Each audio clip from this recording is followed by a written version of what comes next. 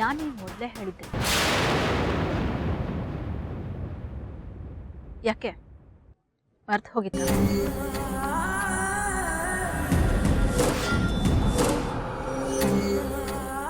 ನಿನಗೆ ಅಂತ ಹಿಂದೆ ಮುಂದೆ ಯಾರೂ ಇಲ್ಲ.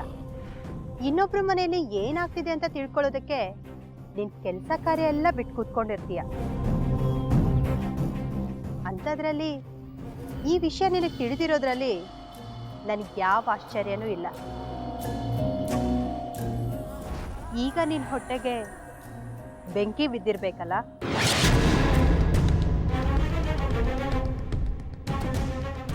ಇಷ್ಟಕ್ಕೂ ನೀ ನನ್ನ ಮೇಲೆ, ನನ್ನ ಕುಟುಂಬದ ಮೇಲೆ ದ್ವೇಷ ಇಟ್ಕೊಂಡು ಸಾಧಿಸ್ತಾ ಇರೋದಾದ್ರೂ ಏನು?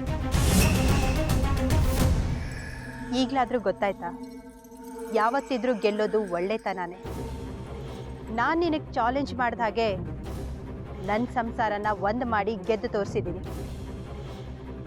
ಸಂತೋಷವಾಗಿದ್ದೀನಿ.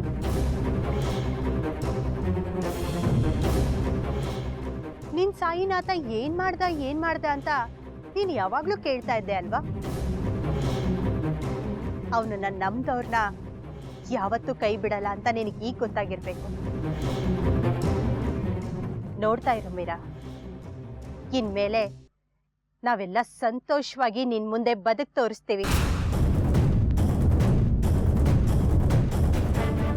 ಅದನ್ನ ನೋಡಿ ನನ್ನ ಕೈಯಿಂದ ಏನೂ ಮಾಡಕ್ಕಾಗ್ಲಿಲ್ಲ ಅಂತ ಹುಚ್ಚಿಡ್ದು ಬೀದಿ ಬೀದಿ ಅಲಿತೀಯ.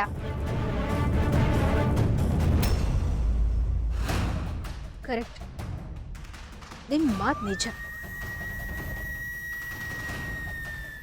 ನೀನು ಹೇಳ್ದ ಹಾಗೆ ನೀನೇ ಕೆತ್ಬಿಟ್ಟೆ. ಆ ದೇವ್ರು ನಿನ್ನ ಕಡೆನೇ ಇದ್ದಾನೆ.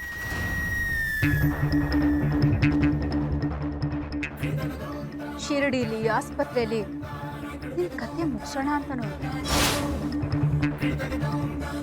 ಆದ್ರೆ ಅಲ್ಲೆಲ್ಲ ದೇವ್ರು ಕಾಪಾಡ್ಬಿಟ್ಟ. ನಿನ್ನ ಸಂಸಾರನ ದಿಕ್ಕಾಪಾಲ್ ಮಾಡಿ ನಿನ್ನ ಕಣ್ಣಲ್ಲಿ ನೀರು ಹಾಕಿಸ್ಬೇಕು ಅನ್ಕೊಂಡೆ. ಒಬ್ಬೊಬ್ರನ್ನೇ ಒಂದ್ ಮಾಡಿ ಆಗ್ಲೂ ನಿನ್ನನ್ನು ಗೆಲ್ಲಿಸ್ಬಿಟ್ಟ. ನನಗೆಷ್ಟೇ ಹಣಬಲ ಜನಬಲ ಇದ್ರೂ ನಿನ್ನ ಭಕ್ತಿ ಮುಂದೆ ನಾನು ಸೋತ್ಬಿಟ್ಟೆ ಲಕ್ಷ್ಮಿ. ಮನುಷ್ಯ ತಾನು ಮಾಡಿದ ತಪ್ಪನ್ನ ತಿಳ್ಕೊಂಡು ತಿದ್ಕೊಂಡಿದ್ದ ದಿನ ಅವನು ಗೆದ್ದ ಹಾಗೆ. ಈಗ್ಲಾದ್ರೂ ನೀನ್ ಮಾಡಿರೋ ತಪ್ಪನ್ನ ತಿಳ್ಕೊಂಡು ತಿದ್ಕೊಂಡು ಬದುಕೋದನ್ನ ಕಲಿ.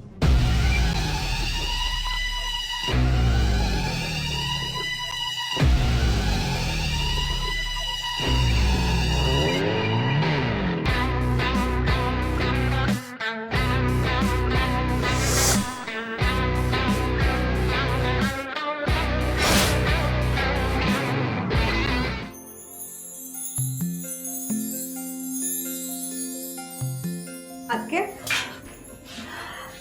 ಅಮ್ಮ, ಕವಿತಾ, ಏನಾದ್ರೂ ಬೇಕಿತ್ತಾ?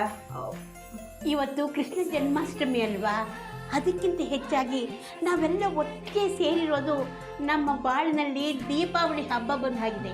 ಅದಕ್ಕೆ ಏನಾದರೂ ಸ್ಪೆಷಲ್ ಅಡುಗೆ ಮಾಡೋಣ ಅಂತ ಬಂದಿದ್ದೀನಿ. ಅಮ್ಮ, ಈಗ ನಾನು ಅದನ್ನೇ ಮಾಡ್ತಾ ಇದ್ದೀನಿ. ನೀವು ಹೊರಗಡೆ ಇರಿ, ಅಡುಗೆ ಮುಗಿದ ತಕ್ಷಣ ಕರಿತೀನಿ. ಅದಕ್ಕೆ ಹೊರಗಡೆ ಹೋಗ್ಬೇಕಾಗಿರೋದು ನೀವು. ಇವತ್ತು ನಾವು ಅಡುಗೆ ಮಾಡ್ತೀವಿ. ಏನು, ನೀವಿಬ್ರು ಅಡುಗೆ ಮಾಡ್ತೀರಾ? ಯಾಕೆ ನಾವು ಅಡುಗೆ ಮಾಡಬಾರ್ದಾ? ಮಾಡಬಾರ್ದು ಅಂತ ಅಲ್ಲ ಕವಿತಾ, ನಾನಿರ್ಬೇಕಾದ್ರೆ ನಿಮ್ಗೆ ಯಾಕೆ ತೊಂದರೆ? ನೀವಿಬ್ರು ಹೊರಗಡೆ ಇರಿ. ನೀನು ಸುಮ್ಮನೆ ಇರು ಲಕ್ಷ್ಮಿ. ಈಗ ಹೇಳಿ ಹೇಳಿ ನನ್ನ ಕೆಲಸ ಮಾಡಿಸ್ದೆ ಸೋಮಾರಿಯಾಗಿ ಕೂರಿಸ್ಬಿಟ್ಟಿದ್ದೆ. ಈಗೇನೋ ಅಲ್ಪ ಸ್ವಲ್ಪ ಮೈ ಬಗ್ತಾ ಇದೆ. ಲಕ್ಷ್ಮಿ, ನೀನ್ ಇಲ್ದೇ ಇರುವಾಗ ಎಲ್ಲ ಕೆಲಸನೂ ನಾನೇ ಮಾಡ್ತಿದ್ದೆ. ಅಡುಗೆ ಮಾಡೋದು, ಪಾತ್ರೆ ತೊಳೆಯೋದು, ಬಟ್ಟೆ ಒಗೆಯೋದು ಎಲ್ಲ ಕೆಲಸನೂ ನಾನೇ ಮಾಡ್ತಿದ್ದೆ.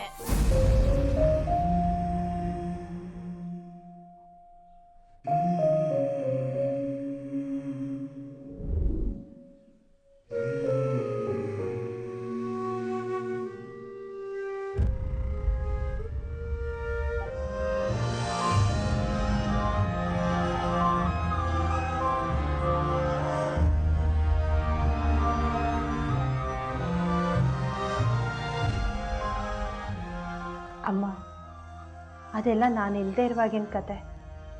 ಅದೆಲ್ಲ ಒಂದು ಕೆಟ್ಟ ಕನಸು ಅಂತ ಮರ್ತ್ಬಿಡಿ. ಈಗ ನಾನು ಬಂದಿದ್ದೀನಿ ಅಲ್ವಾ, ಇನ್ನು ಮುಂದೆ ನೀವು ಒಂದು ಕೆಲಸನೂ ಮಾಡಬಾರ್ದು, ಒಂದು ಕಡ್ಡಿ ಕೂಡ ಎತ್ತಿಡಬಾರ್ದು, ಸಂತೋಷವಾಗಿರಬೇಕು. ಅಡುಗೆ ಆದ ತಕ್ಷಣ ಕರಿತೀನಿ. ಈಗ ಹೋಗಿ ನಿಮ್ಮ ಮಗನ ಜೊತೆ ಮಾತಾಡ್ತಾ ಇರಿ. ಅದಕ್ಕೆ ಕರೆ ನಿನ್ನನ್ನು ನನ್ನ ತಾಯಿ ಅನ್ನೋದು.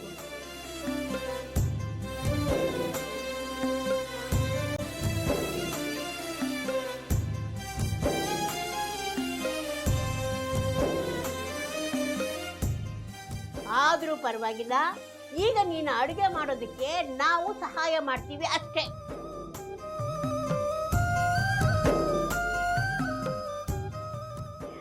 ಅಮ್ಮ, ಇದೆಲ್ಲ ನನ್ಗೆ ಯಾವ ಮಹಾ ಕೆಲಸ? 5 ನಿಮಿಷದಲ್ಲಿ ಅಡುಗೆ ರೆಡಿ ಮಾಡ್ತೀನಿ. ನೀವು ಹೋಗಿ ಹೊರಗಡೆ ಕೂತ್ಕೊಂಡಿರಿ. ಹೋಗಿ ಹೋಗಿ ಅಮ್ಮ.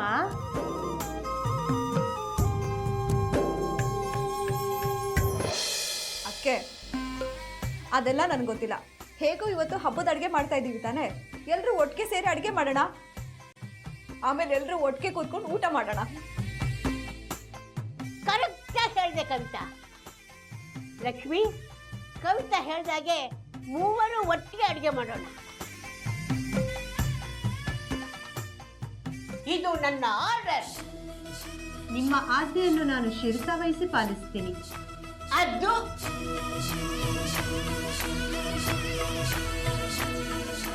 ದೇವ್ರ ದಯೆಯಿಂದ ಹೇಗೂ ನಾವೆಲ್ಲ ಒಂದಾಗಿದ್ದೀವಿ. ನಂಗೆ ತುಂಬ ಸಂತೋಷ ಆಗ್ತಾ ಇದೆ ಭಾವ. ನನಗೂ ತುಂಬ ಸಂತೋಷ ಆಗ್ತಿದೆ ಭಾವ.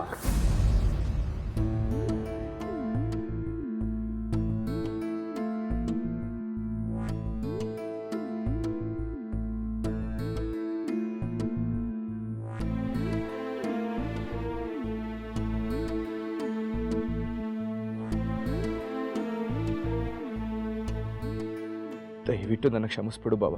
ಭಾವ, ನೀನ್ಯಾಕೆ ನನ್ನ ಹತ್ರ ಸಾರಿ ಕೇಳ್ತಾ ಇದೆಯಾ? ನನ್ನಿಂದಾಗಿ ನೀವೆಲ್ಲ ಕಷ್ಟ ಅನುಭವಿಸೋ ಪರಿಸ್ಥಿತಿ ಬಂತು. ಯಾಕೆ ಬಾಬಾ ಅಂದ್ಕೋತೀಯ? ಇದೆಲ್ಲ ಅವನಾಟ.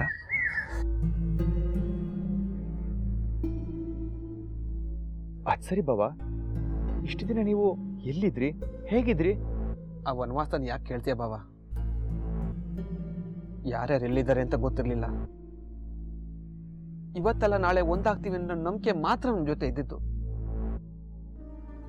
ಇನ್ನೊಂದು ಕಡೆ ಆ ಮೀರಾ ಕಣ್ಣಿಗೆ ಬಿದ್ದರೆ ನಮ್ಗೆ ಉಳಿಗಾಲ ಇಲ್ಲ. ಅದಕ್ಕೋಸ್ಕರ ಎಲ್ಲೋ ಒಂದ್ ಕಡೆ ನಮ್ಮ ಜೀವ ಉಳಿಸ್ಕೊಳ್ಳೋ ಅನಿವಾರ್ಯತೆ ನಮ್ಗೆ ಎದುರಾಯ್ತು ಬಾವ. ಆಗ ದೇವ್ರಂತ ಲಾಯರೊಬ್ರು ನಮ್ಗೆ ಇರಕ್ಕೆ ಆಶ್ರಯ ಕೊಟ್ಟು ಹೊಟ್ಟೆ ಪಾಡಿಗೆ ಒಂದು ಚಿಕ್ಕದಾಗಿ ಹೊಟ್ಟಿಟ್ಕೊಳಕ್ ಸಹಾಯ ಮಾಡಿದ್ರು.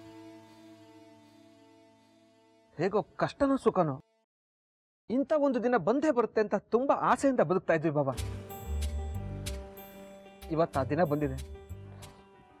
ನನಗೆ ತುಂಬಾ ಖುಷಿ ಆಗ್ತಾ ಇದೆ ಬಾಬಾ. ಆದ್ರೂ ಬಾಬಾ, ನೀನು ಅವತ್ತು ದುಡುಕ್ತೆ ತಾಳ್ಮೆಯಿಂದ ಸ್ವಲ್ಪ ಯೋಚನೆ ಮಾಡಿದ್ರೆ ನಾವ್ ಯಾರು ದೂರ ದೂರ ಆಗ್ತಿರ್ಲಿಲ್ಲ, ಕಷ್ಟನೂ ಪಡ್ತಾ ಇರ್ಲಿಲ್ಲ.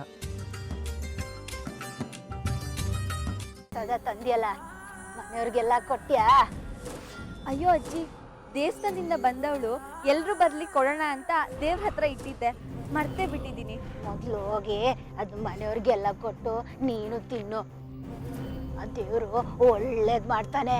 ಸರಿ ಅಜ್ಜಿ, ಈಗಲೇ ಹೋಗಿ ಎಲ್ರಿಗೂ ಕೊಡ್ತೀನಿ.